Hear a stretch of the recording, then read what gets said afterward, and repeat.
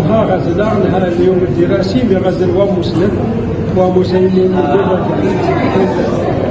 كنا رفض ونسف أو سند الدكاترة الشركة بالسوق إلى جاب الخطوة أروها سكت الكلام نشوفها توصيات كلنا المسلمين هذا إن شاء الله إذا ما كنت ماشي يمكن يسبب هذا المسلمين عائلة تيجي وزاي هي قيمة لا تمدين تنجح.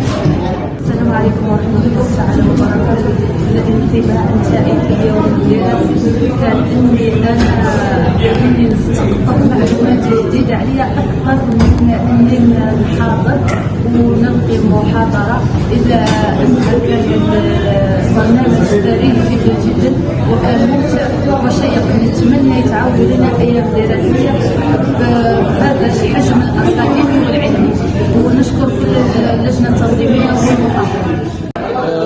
سعدنا اليوم وسعدت بالمشاركة في هذا اليوم الدراسي عن سبب هذا الموروث الثقافي الموغل في القدم حقيقة، وتحية خاصة لإدارة المهرجان وأيضا لأهل وسكان مدينة جانب بأكملها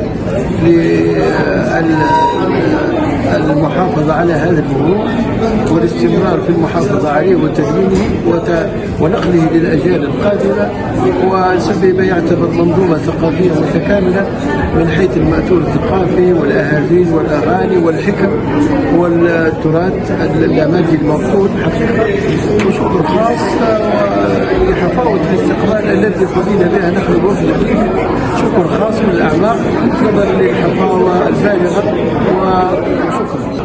اليوم احنا جد سعداء بالحضور الى مهرجان زبيبه. التنظيم كان جد رائع. الاحتفال بهذا الموروث الثقافي هو احتفال عالمي، لان زبيبه صنفت كموروث ثقافي من طرف اليونسكو في 2014. ونشكر على الجمعيه اللي راها تحافظ على محافظه المهرجان الثقافي المحلي للحفاظ على هذا الموروث. وهذه السنه جاء شيء فيه نوع من الخصوصيه اللي هو الاهتمام بالموروث الشفوي يعني بالقصيد، وهذا شيء جميل جدا.